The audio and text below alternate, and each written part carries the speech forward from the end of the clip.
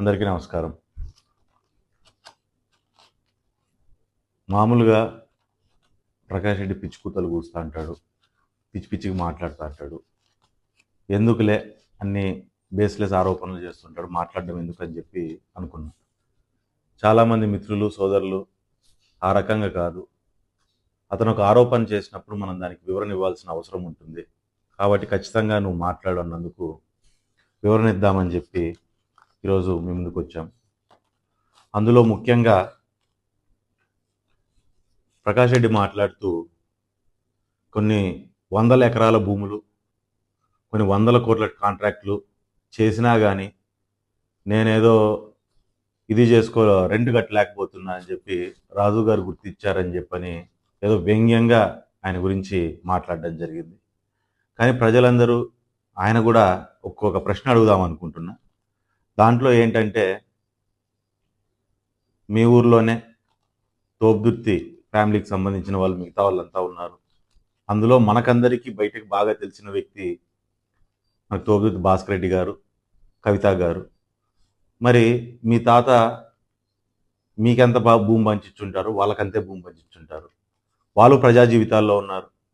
వాళ్ళు ఏ రోజే కానీ వాళ్ళ రెంట్ ఎగరగొట్టారనో, కార్యకర్తల్ని దగ్గర డబ్బులు వసూలు చేశారనో, లేకుంటే ఇంకోరి మీద పడి బతికారనో మరి ఎక్కడా లేదే.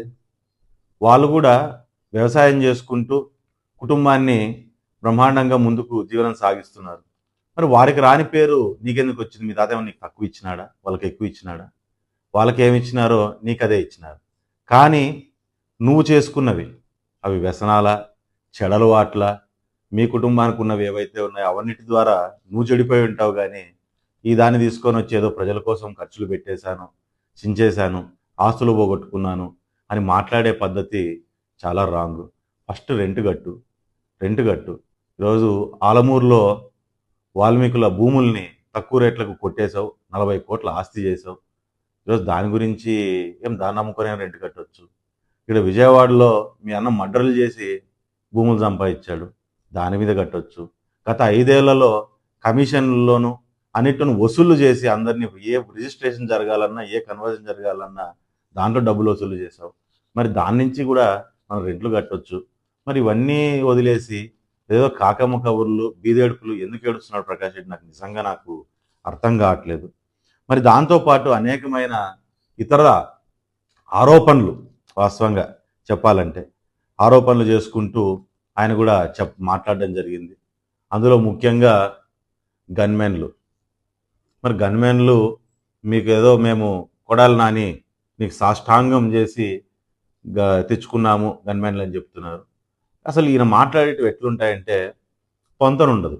ఇందాక నేను చెప్పినట్టుగా, గతంలో చెప్పినట్టుగా వెంకటరామరెడ్డి అన్న, వెంకటరామరెడ్డి గాడు అనేది 10 నిమిషాల్లో ఎట్లా అన్న నుంచి గాడుకు మారిందో, గాడు నుంచి అన్నకు మారిందో ఈయన ఇవి కూడా అట్లే ఉంటాయి. ఈయన ప్రెస్ మీట్ని మనం సరిగ్గా గమనించినట్లయితే అందులో ఏంటంటే, ఈయనకు సురేంద్ర అన్న ఆ రోజు ఎస్ఆర్ కన్స్ట్రక్షన్స్ చిన్న కాంట్రాక్ట్ని 60Cలో తొలగించి ఇతను పని చేయట్లేదు కాబట్టి పాత రేట్లకు తొలగించి ఇచ్చినందుకు వైఎస్ఆర్ పార్టీ లేకొస్తే జగన్ రానిలేదు సురేంద్రన్ అని చెప్పి ఈరోజు ఆయన ఒక ఆరోపణ అనేది చేసినారు.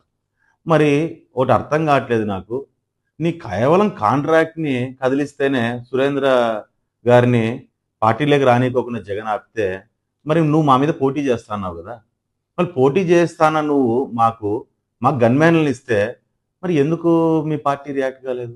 అంటే మీ పార్టీ నిన్ను దీంతో లెక్కేసిందా? మీ పార్టీలో నీ విలువ అంతేనా? మనం ఇక్కడేనా అన్ని ప్రగల్భాలన్నీ, ఉత్తర ప్రగల్భాలు?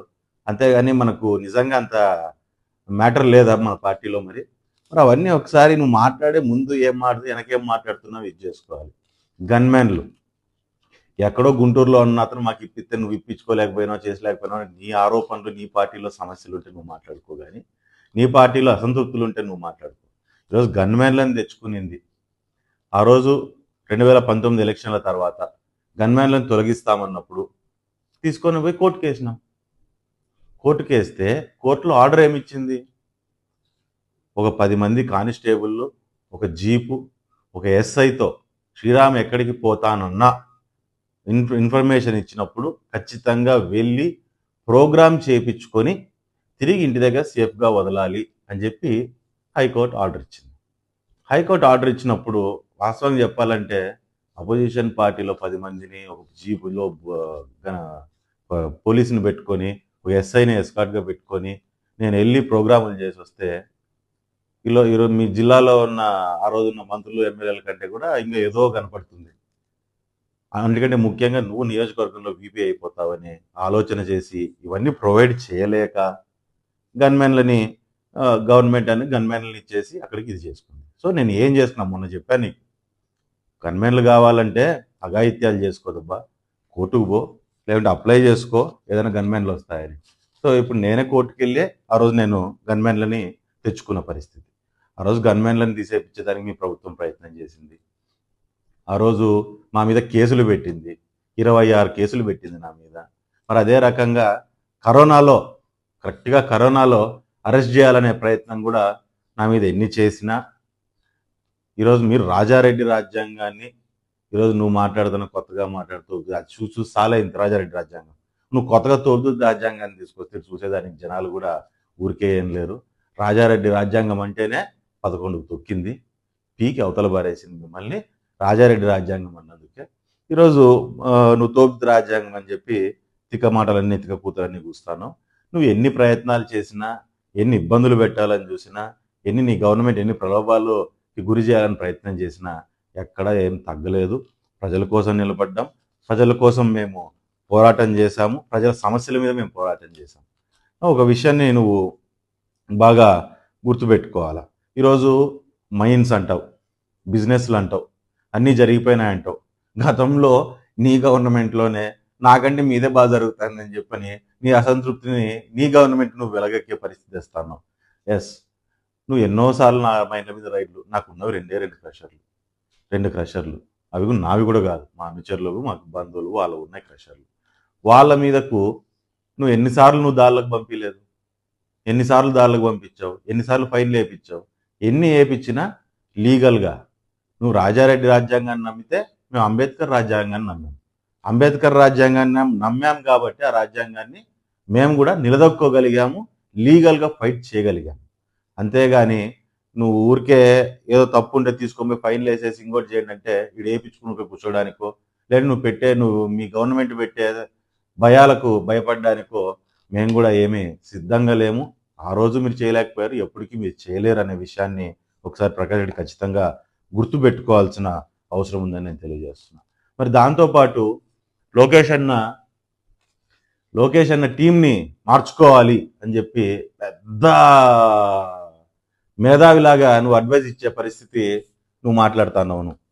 ఒక విషయాన్ని నువ్వు గుర్తుపెట్టుకో, ఆయన అడ్వైజరీ బోర్డు, ఆయన ఆలోచన పరిధి చాలా అద్భుతంగా ఉంది కాబట్టే ఈ రాష్ట్రానికి బ్రహ్మాండమైన లక్షల కోట్ల విలువైన ఇన్వెస్ట్మెంట్లు, బ్రహ్మాండమైన కంపెనీలు ఈరోజు వస్తున్నాయి. ఈరోజు ఆయన అడ్వైజరీ బోర్డుని కానీ ఆయన ఆలోచన పరిధి కానీ క్వశ్చన్ చేసే పరిస్థితి నాకు తెలిసి కెపాసిటీ ఈ రాష్ట్రంలో కానీ ఈ దేశంలో కానీ ఎవరికీ లేదు. ఎందుకంటే ఆయన ప్రూవ్ చేసుకుంటున్నాడు ప్రజల కోసం ఎట్లా పోరాటం చేయాలి, ఏ రకంగా ఈ రాష్ట్రాన్ని అభివృద్ధి చేయాలి, ఏ రకంగా ఈ రాష్ట్రాన్ని ముందుకు నడిపించాలని ఒక ఫ్యూచర్ లీడర్ లాగా, ఒక ఫ్యూచర్ అంటే ఈ రాష్ట్రానికి రాబోయే ఒక సమర్థవంతమైన నాయకత్వం ఏ రకంగా ఉండాలి అని ప్రజలు అనుకుంటున్నారో అది ఖచ్చితంగా అక్షరాల నిజమయ్యేటట్టుగా ఆయన ఈరోజు పనిచేస్తున్నారు.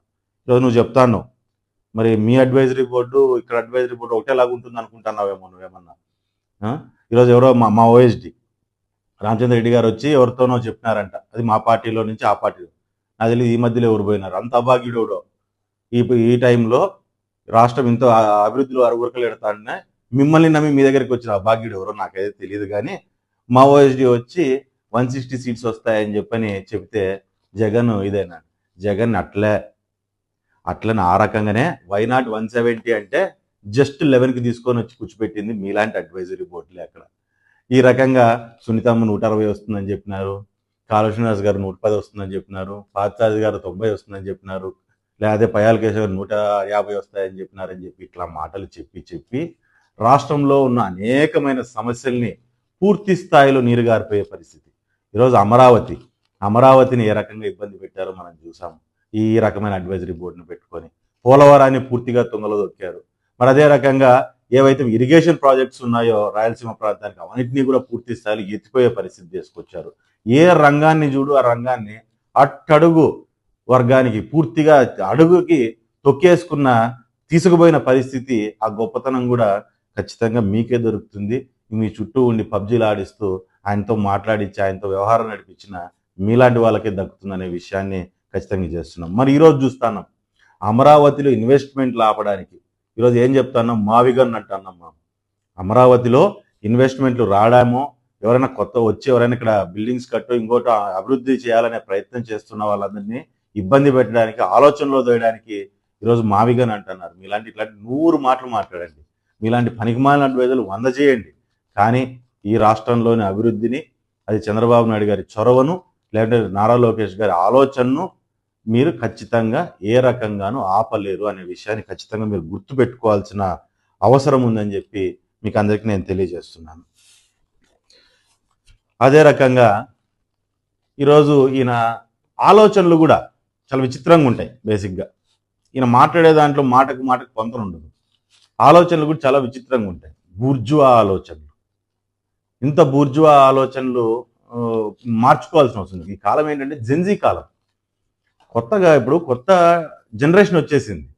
కొత్త జనరేషన్ జెన్జీ వచ్చినప్పుడు కూడా ఇంకా స్టిల్ పాత చింతకాయ పచ్చళ్ళు మాదిరి పాత ఆలోచనలు అనేటివి ఎందుకు ఇది చేసుకుంటారో నాకు అర్థం కావట్లేదు. అంతర బూర్జువా పరమైన ఆలోచనలు కూడా ఎందుకు వస్తున్నాయో నాకు అర్థం కావట్లేదు. అంటే ఎట్లా, రెడ్ అంటే మాటలు మోసేవాడు, ఇప్పుడు మావోజీ అన్నట్టుగా రెడ్ అంటే మాటలు మోసేవాడు అన్నట్టు, మహిళలనేమో ఆడబొమ్మలు అన్నట్టు, లేకపోతే కురవలంటే మేము రెంట్లు కట్టకపోయినా భూములు లాక్కున్నా కానీ ఎవరు మాట్లాడకూడదు అన్నట్టు, మరి అదే రకంగా ఎస్సీలు అంటే ఏ మాట అన్నా కానీ పడి ఊరికే ఉండాలన్నట్టు, నీ బూర్జువా ఆలోచనలు అనేటివి, ఒక తప్పుడు ఆలోచనలు అనేటివి నీ మాటల్లోనే పూర్తి స్థాయిలో కనపడిపోతున్నాయి. మరి ఇప్పుడు కుక్క పిల్ల పిచ్చుకుక్క అది అని మాట్లాడతాను, తోలు తీస్తా ప్రకాష్, గుర్తుపెట్టుకో. నేను అనేవాడు ధర్మవరంలో ఉన్నా కాబట్టి నోరు ఇంకా పెగులుతుంది. ఎస్, కుక్కకుండా విశ్వాసం నాకు ఉంది. నేను ఆ రోజు ధర్మవరానికి పోయినప్పుడు ఎన్ని ఇబ్బందులు పెట్టినా, నీ పార్టీ నుంచి ఇబ్బందులు వచ్చినా అన్నీ తట్టుకొని ముందుకొచ్చి మీకు వ్యతిరేకంగా పోరాటం చేశారు. నన్ను వాళ్ళు భాగస్వామ్యం చేసుకున్నారు. ఇలా కార్యకర్తలను వాడుకునే ప్రయత్నం కాదు నాకు అక్కడ. కార్యకర్తల మీద ఆధారపడి వాళ్ళని ఖాళీ చేసే ప్రయత్నం కాదు నాకు అక్కడ. నా కోసం పనిచేశారు, ఆ రోజు ధర్మవరం కోసం పనిచేశారు, వాళ్ళకు నిలబెట్టాలని చెప్పని నా ప్రయత్నం అనేది ఉంది అక్కడ. నేను అనేవాడు అక్కడ కాకుండా ఇక్కడ ఉంటే ఒకసారి ఆలోచన చేసుకో ఎట్టుండేదో. 19లో అంతకుముందు ఎలక్షన్ మారంగానే ఊర్లో వదిలిపోయిన పరిస్థితులు గుర్తు చేసుకో ఒకసారి నువ్వు. మరి దాంతోపాటు ప్రేమలేఖలు అంటాను, ప్రేమరేఖలు పైకి రాస్తా అంటాను. నా ప్రేమలేఖలకి చాలా తక్కువ అంచనా వేస్తానంటున్నాను. నా ప్రేమలేఖ నిజంగా నా ప్రేమలేఖ పై వరకు పోయిందంటే అదరాల్సిన వాళ్ళకి అదురుతాయి, బెదరాల్సిన వాళ్ళు బెదురుతారు, తడసాల్సిన వాళ్ళకి తడుస్తాయి కూడా. సో నా ప్రేమలేఖని తక్కువ అంచనా వేసుకోవద్దు. దానికి ఎంత బలం ఉండాలో, ఎంత పవర్ ఉండాలో అంతా ఉంది.